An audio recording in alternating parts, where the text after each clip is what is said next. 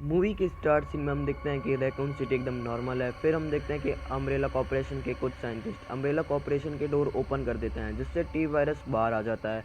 फिर हम umbrella corporation की काफ़ी सारी कार्स को देखते हैं, जो कि अम्ब्रेला कॉर्पोरेशन के साइंटिस्ट को रैकून सिटी से बाहर ले जा रहे होते हैं, क्योंकि अम्ब्रेला कॉर्पोरेशन ने टी वायरस को फैला दिया था। फिर हम डॉक्टर एसफोर्ड को देखते हैं, जिसने टी वायरस को बनाया होता है, और अम्ब्रेला कॉर्पोरेशन के लोग उस टी वायरस से बचाने के लिए आए होते हैं। लेकिन वो कहता है कि मेरी बेटी को स्कूल से आ रही है, आप उनका वेट कर लो। लेकिन वो डॉक्टर एसफोर्ड को सुनते नहीं हैं और उन्हें ले जाते हैं। फिर हम डॉक्टर एसफोर्ड की बेटी को स्कूल में देखते हैं। फिर मूवी 13 घंटे आगे चली जाती है, जहाँ हम देखते हैं कि पूरे पुलिस स्टेशन में ज़ॉम्बी आ चुके हैं, और एक जिल नाम की लेडी पुलिस कहती है कि उनके सिर पर मारो। फिर वो सिर पर मारते हैं और वो ज़ॉम्बीज़ मरने लगते हैं। फिर अम्ब्रेला कॉर्पोरेशन के एक साइंटिस्ट को देखते हैं, जिसका नाम मेजर गेन होता है, और वो एलिस पर कोई एक्सपेरिमेंट करता है और एलिस को एक्टिवेट कर देता है। फिर हम एलिस को देखते हैं, जिसे पर कोई एक्सपेरिमेंट किया हुआ होता है। फिर वो बाहर जाती है, जहाँ रैकून सिटी डिस्ट्रॉय हो चुकी होती है। फिर हम मेजर गेन को देखते हैं, जिन्होंने रैकून सिटी को चारों तरफ से ब्लॉक कर दिया होता है और एक रास्ता ओपन किया होता है, जिससे शहर के लोग एक एक करके आ रहे होते हैं। फिर हम रैकून सिटी से उड़ रहे हेलीकॉप्टर को देखते हैं, जिसमें अम्ब्रेला कॉर्पोरेशन के सोल्जर्स होते हैं, और उन्हें एक सर्वाइवल लड़की दिखाई देती है, जिसे वो बचाने के लिए नीचे लैंड करते हैं। लेकिन ज़ॉम्बी के कट से वो इन्फेक्टेड हो जाती है और वो सुसाइड कर लेती है। फिर हम मेजर गेन को देखते हैं, और उनके साथी एक एक करके लोगों को अंदर यानी रैकून सिटी से बाहर ले जा रहे होते हैं। लेकिन तभी वहाँ टी वायरस हुआ एक बंदा आ जाता है, और वो लिली के एक दोस्त को कट कर लेता है। फिर मेजर गेन दरवाज़ा बंद करने का ऑर्डर दे देता है, और काफ़ी सारी पॉपुलेशन वहाँ बाहर रह जाती है। मेजर गेन कहता है कि अगर आप यहाँ से नहीं गए तो आपको गोलियों से भून कर दिया जाएगा। फिर वो सभी वापस रैकून सिटी के अंदर जाने लगते हैं। फिर हम ओलिवा और उसकी टीम को देखते हैं, जो ज़ॉम्बी से फाइट कर रहे होते हैं। फिर मेजर गेन डॉक्टर एशवुड से कहता है कि आप यहाँ से हेलीकॉप्टर की हेल्प से चले जाएं, लेकिन डॉक्टर बोलता है कि जब तक मेरी बेटी नहीं आएगी हम यहाँ से नहीं जाएंगे। फिर डॉक्टर एशवुड केबिन में जाकर शहर के सिक्योरिटी कैमरा की एक्सेस लेने की कोशिश करता है, और वो कैमरा अम्ब्रेला कॉर्पोरेशन नहीं लगवाए होते हैं, क्योंकि अम्ब्रेला कॉर्पोरेशन टी वायरस की पावर को देखना चाहते थे। फिर डॉक्टर एशवुड को कैमरा का एक्सेस मिल जाता है, और वो देख लेते हैं कि उनकी बेटी स्कूल में के अंदर अभी तक जिंदा है। फिर हम एलिस को देखते हैं, जिसे याद आता है कि मेजर गेन ने उनके अंदर टी वायरस इंजेक्ट किया था, और उसी के साथ एक और सिरिंज भी दी थी, जिससे वो अभी तक जिंदा थी। फिर हम जिल्ली और उसके दोस्त वैलेंटाइन को देखते हैं, और उन्हें के साथ एक रिपोर्टर लड़की भी होती है। फिर उन्हें चर्च के अंदर एक सेफ जगह दिखाई देती है, जहां जिल्ली को अजीब सी आवाज़ आती है, और वो उस आवाज़ को देखने के लिए जाती हैं, जहां हम देखते हैं कि वो चर्च का पादरी अपनी बहन को बचाने के लिए उसे मांस खिला रहा था, क्योंकि उसकी बहन ज़ॉम्बी में कन्वर्ट हो चुकी थी। लेकिन पादरी की बहन ही पादरी को खा जाती है, और जिल्ली उसे शूट कर देती है। फिर रिपोर्टर लड़की को एक और बंदा दिखाई देता है, जो उन तीनों के साथ शामिल हो जाता है। फिर वहाँ पर लिजार्ड आ जाता है, वही अम्ब्रेला कॉर्पोरेशन के द्वारा बनाया गया मॉन्स्टर, और वो उस नए बंदे को मार देता है, और सिर्फ वो तीनों ही बचते हैं। लेकिन तभी वहाँ एलिस बाइक लेके आ जाती है और उन तीनों को एक एक करके मार देती है, और वो तीनों मतलब जिल्ली और उसके साथी एलिस की स्किल्स देखकर हैरान हो जाते हैं। फिर हम एक और सर्वाइवल ब्रूनो को देखते हैं। फिर हम ओलिवा और उसकी टीम को देखते हैं, जिससे उनका एक टीममेट इफेक्टेड हो चुका था ज़ॉम्बी के कट करने के कारण। फिर हम डॉक्टर एशफोर्ड को देखते हैं, जो कि स्टिल कैमरा चेक कर रहे होते हैं। फिर हम उन चारों सर्वाइवल्स को देखते हैं, जहां एलिस को पता चलता है कि वैलेंटाइन टी वायरस का शिकार है। एलिस उसे मारने लगती है, लेकिन जिली कहती है कि जब वो ज़ॉम्बी में कन्वर्ट होगा तो मैं उसे खुद मार दूंगी।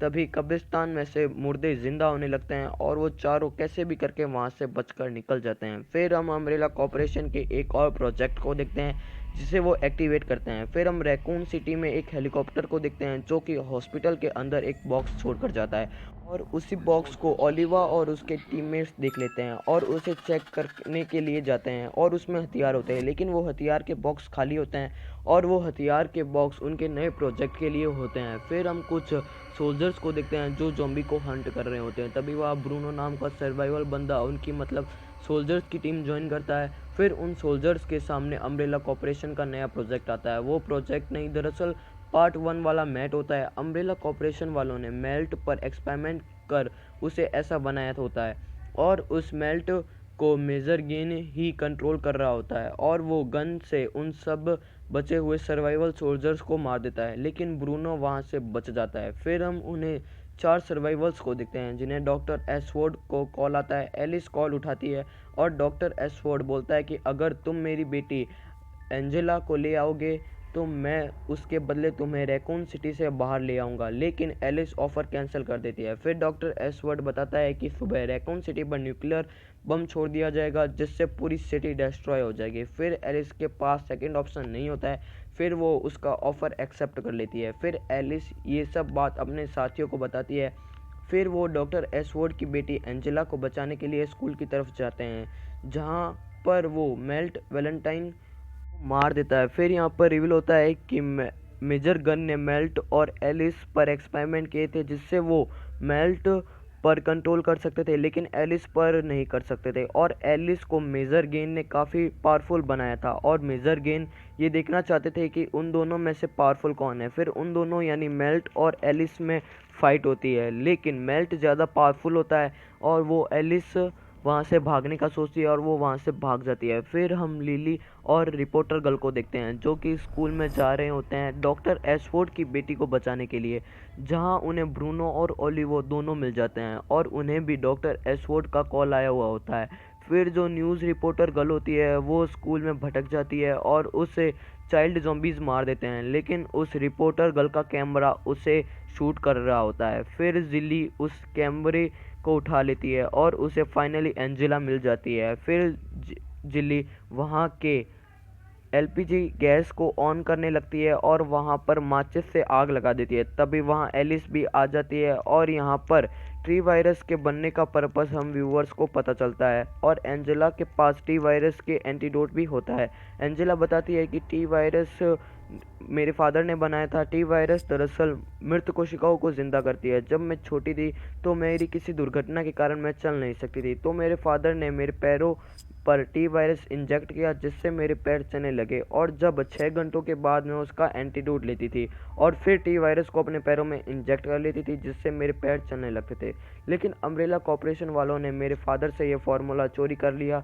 फिर वहाँ पर ब्रूनो और ओलिवा आते हैं और वो सभी वापस डॉक्टर एशवुड को कॉल करते हैं और कहते हैं कि अब हमें बताइए कि हम बाहर कैसे निकलेंगे। तभी डॉक्टर एशवुड कहता है कि तुम रैकून सिटी की सबसे बड़ी इमारत पर एक हेलीकॉप्टर मिलेगा, तुम उस पर बैठ जाना और वो तुम्हें सीधा रैकून सिटी से बाहर ले जाएगा। लेकिन यह सभी बात मेजर गेन पीछे से सुन लेता है। फिर वो सभी कार्स में बैठकर इमारत तक जाने लगता है, मतलब जो बचे हुए लोग होते हैं सर्वेल, वो सभी कार में बैठकर उस इमारत के पास जाने लगते हैं। फिर वो उस इमारत तक पहुंचते हैं जहां पर पहले से ही काफ़ी सारे सोल्जर्स होते हैं और एलिस के साथियों को पकड़ लेते हैं। तभी मेजर गेन वहाँ आता है और मेल्ट को बुलाता है। मेजर गेन एलिस से कहता है कि तुम्हें मेल्ट के साथ फाइट करनी होगी, मैं तुम दोनों में से कौन पावरफुल है उन्हें देखना चाहता हूँ। लेकिन एलिस मना कर देती है और मेजर गेन डॉक्टर एशवुड को मार देता है। फिर मेजर गेन बोलता है कि अगर तुमने फाइट नहीं की तो मैं तुम्हारे बाकी दोस्तों को भी मार दूंगा। फिर एलिस मेल्ट से फाइट करती हैं जहां पर उन दोनों के बीच में काफ़ी हद तक मुठभेड़ होती है, लेकिन एलिस उसे मारने वाली होती है।